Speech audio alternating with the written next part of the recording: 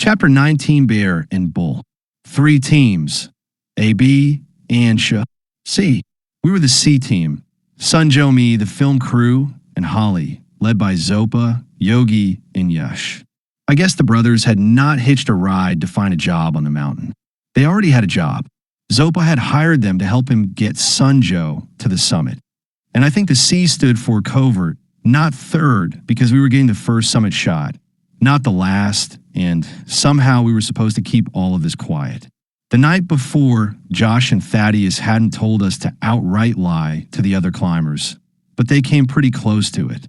"We'll have to keep this to ourselves," Thaddeus had said, lowering his voice despite the fact that it was 10 degrees below zero outside and the wind was howling down the mountain at about 25 miles an hour.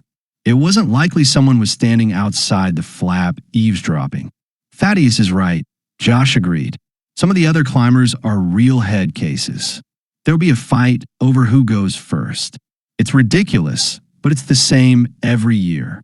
They can't get it into their oxygen-starved brains that reaching the summit has nothing to do with the order you climb. It depends on the weather. Josh was fudging this a little. Sitting at base camp or up at ABC waiting your turn increases your chances of catching a virus or twisting an ankle, to say nothing of the sheer boredom and psychological damage of lying in your cramped tent day after day wondering if you're going to make it to the top. We were getting the first shot because of my birthday. Period. It could take every one of those 30-plus days to get me to the top before I turn 15. In case anyone asks, Thaddeus said, "This is what we're doing." He looked at the film crew. "You're making a documentary about Sherpas." He looked at Holly. "You're writing a story about Sherpas." He looked at me. "You're just tagging along to help with the filming." As far as anyone knows, a summit attempt is not part of the documentary. "Son Joe's going to have to move to the Porter camp tonight," Josh said. "It's the only way we can keep him under wraps. Can you arrange that, Zopa?" Zopa nodded. Josh looked at Son Joe. "Captain Sheck and the soldiers rarely go to the Porter camp, but just to be safe, you need to dress and act like a porter. No fancy Western climbing clothes. The porters are hauling supplies up the mountain the day after tomorrow. You'll all go with them. When you get to intermediate camp, out of sight of the Chinese, you can change into your climbing gear. When you come back down, you'll need to change your clothes and stick with the porters. If Sheck catches you, you're toast." "Toast?" Son Joe asked. "You'll be chipping boulders into gravel," I explained. "Oh." A look of dread crossed Son Joe's usually calm and cheerful face. "So," Josh continued, "Zopa will lead the C team. I'll lead the A team, and Pasang will lead the B team." I was disappointed that I wouldn't be trying for the summit with my father, but I wasn't surprised. Change of plans had been the theme of our relationship my whole life. I was also worried about Zopa and Son Joe. "Paranoia feeds on thin air." That's a direct quote from one of Josh's climbing books, and the feeling was beginning to gnaw my guts. With Son Joe in the mix, it seemed to me that he and Zopa had everything to gain if I didn't make it to the summit. I'm not saying that they would try to stop me, but even the slightest mistake, accidental or intentional, could end my climb, and no one would be the wiser. Bad things happen on mountains. It's part of every climb. And when something goes wrong, it's usually blamed on bad equipment, bad weather, bad luck, rarely on the climbers themselves. "Any questions?" Josh asked. I had a couple dozen questions like, if Zopa could get forged papers good enough to get Son Joe over the Friendship Bridge, why should we trust his tattered birth certificate? He could be 6 months younger than me, for all we knew. Zopa knew exactly when my birthday was. He was there when Mom radioed Josh on Annapurna. Was Josh hedging his bets by sending Son Joe up with me? If I didn't make it, Josh's company would still receive the credit for getting the youngest climber to the top of Mount Everest. Son Joe was on his climbing permit. Did it really matter to Josh which of us made it to the top? But I didn't ask questions or even make a comment. I was so confused and mad, I didn't trust myself to open my mouth. "There's no way we'll be able to keep this a secret from the other climbers," JR said. "There's only one final approach to the summit, and we'll all be taking it, single file like ants." Josh gave him a grin. "No worries. Once the A and B teams get to camp, for the only thing they'll be thinking about is where their next breath is coming from. What about when they get back to base camp? JR asked. If they get to the summit, they won't care who made it to the top and who didn't, Josh answered. The important thing is to give them a good chance. Your team will be 4 or 5 days ahead of A and B. When you get above camp, be careful what you say on the radio. One slip of the tongue, and everyone on this side of the mountain will know what we're up to. When you pass us on your way down, don't say anything about the summit. We'll sort it out later. The other climbers are done with their second trip to ABC, JR persisted. They're at least a week ahead of us in terms of acclimatization. He was right. The third trip to ABC was when you usually tried for the summit. We were a trip behind Josh's other climbers. If the weather breaks our way, we'll try to get them to the top sooner, Josh said. If not, they'll have to wait out in base camp along with everyone else. We can't all head to the top at the same time.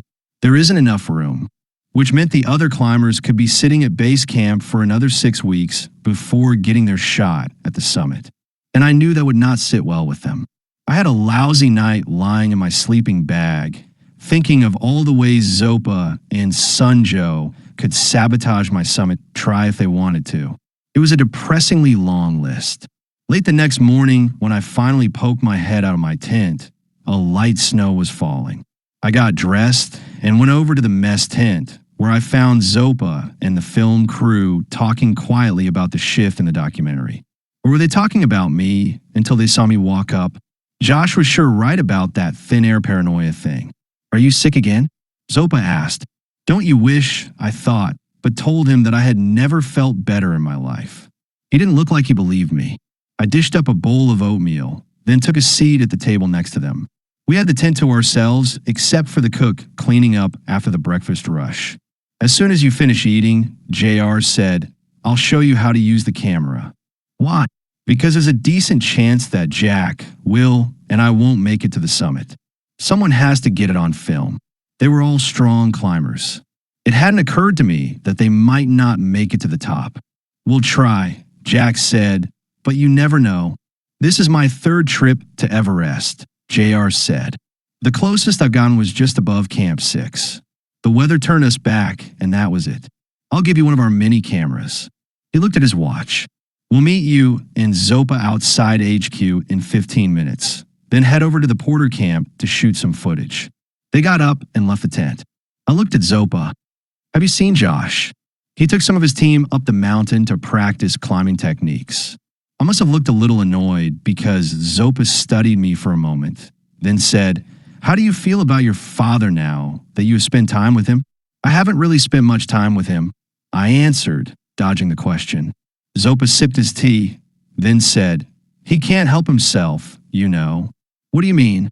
In climbing, he has found something he is very good at, something he has a passion for. Not many men find that.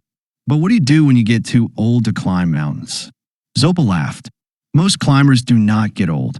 You did. I stopped climbing. Why? My children were grown. I no longer needed the money. You must have climbed for more than money. Of course, but if I wasn't paid, I would not have climbed at all. You climb for sport. Sherpas climb to support their families. So you're here to help Sunjo become a Sherpa, I said. No, I'm here so Sunjo does not have to become a Sherpa. What do you mean? I know you're angry at me for not telling you about my plan for Sunjo, and you're upset with Sunjo for not telling you that I am his grandfather. What does that have to do with your not wanting Sunjo to become a Sherpa? To get him this far, there were things I had to keep to myself. Things I asked Sunjo to keep to himself. He really didn't know what I had in mind until I told him at ABC. I could not tell him until I saw how he did on the mountain. If he makes it to the summit, the notoriety it brings him will allow him to go back to school. I'm hoping he never has to climb again. Is that birth certificate real? Yes. Sunjo is a week older than you. What if I make it to the summit too? Zopa shrugged. This was not the answer I was hoping for. I know what you're thinking, I said. You can never tell who the mountain will allow and who it will not. Zopa smiled and got up from the table. I'll see you over at HQ. I'm going to make it to the summit, I told him as he walked out of the mess tent. In a strange way, the conversation helped to center me. It reminded me that climbing, even though there might be other people in your party, is a solo sport. Your legs, your arms, your muscles, your endurance, your will are yours alone. A partner can encourage you, maybe even stop you from falling, but they can't get you to the top. That's entirely up to you. I finished my breakfast feeling a little better and walked over to HQ to meet the film crew. Zopa was there, but Holly wasn't. She's already over at the Porter camp, JR explained.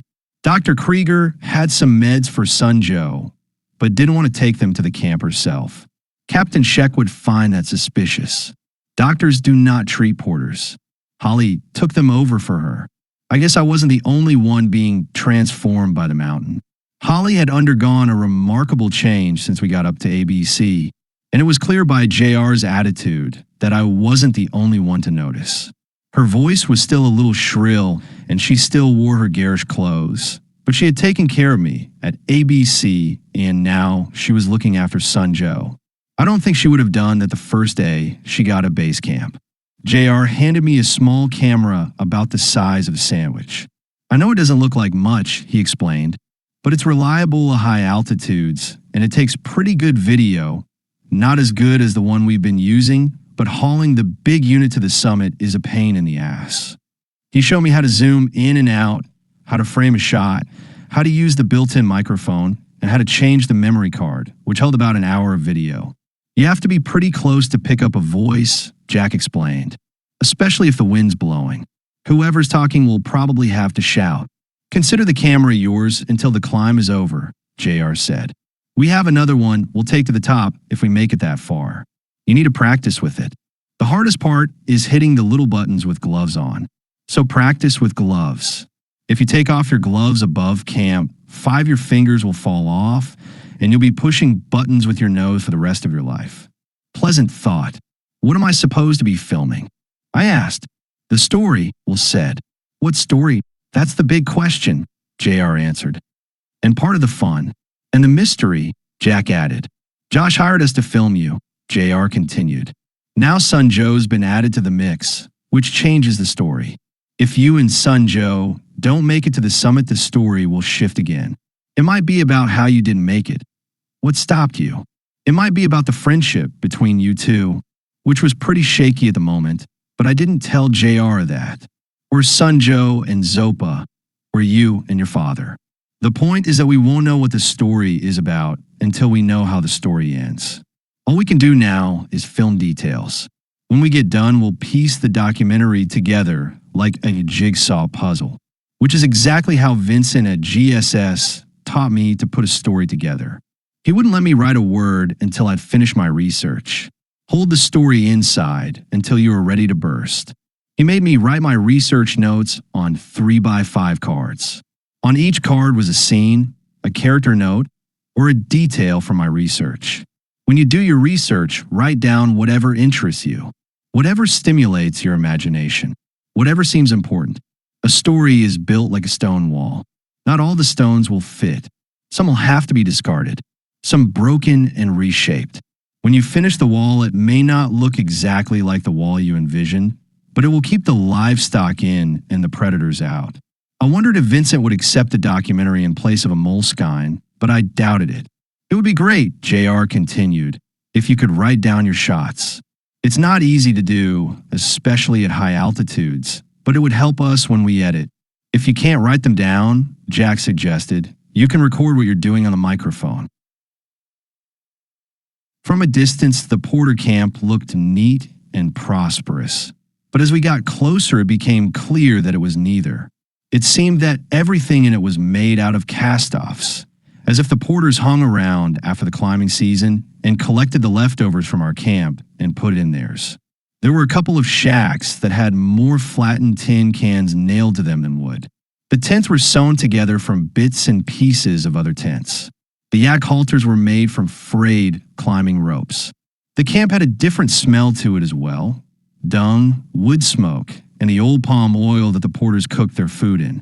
But the smell and disarray were soon forgotten in the minor stampede of men that came running when they saw Zopa. Sun Joe and Holly came out of a battered tent and joined us. Son Joe still looked pretty weak, which I wasn't unhappy to see. I wondered how he was going to do tomorrow when we headed back up to ABC. He pulled me to the side. I appreciate your standing up for me last night, he said. I'm sorry I didn't tell you about Zopa. Forget it, I said, although I hadn't come close to forgetting it myself. How was it staying here last night? It's not as comfortable as the climbing camp, but the porters have been kind. The porters had lined up in a long row, and Zopa was walking down the line, greeting each in turn and giving blessings. When he finished, we sat down in a large circle on blankets and sleeping bags and talked, with Zopa translating. A good way to understand what the porters do for a living is to think of them as Himalayan truckers. The only difference is that their trucks have legs instead of wheels and are fueled by grass instead of diesel. The nearest restaurant to our cabin in Wyoming was a truck stop. Mom and used to go there all the time, and we loved it. The truckers were friendly, funny, and full of stories. It was no different with the porters.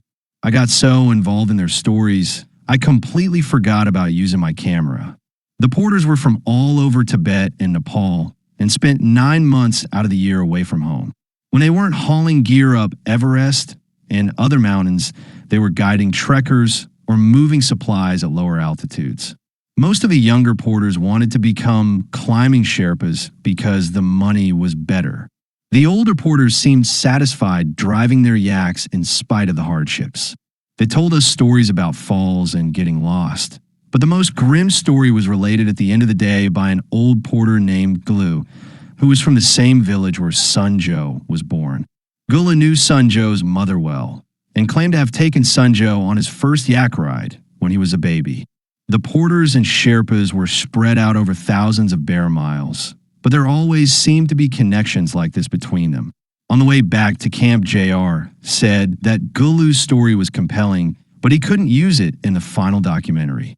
No room, which is why I include it here.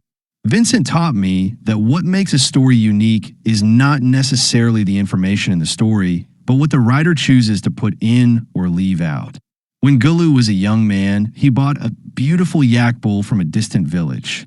It had taken him 3 years to save the money for the bull, which he planned to use to increase the size of his small herd.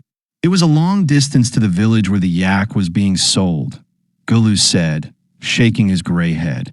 The Chinese soldiers were everywhere, and it was dangerous on the road. I traveled at night and hid in the hills during the day so they did not rob or kill me.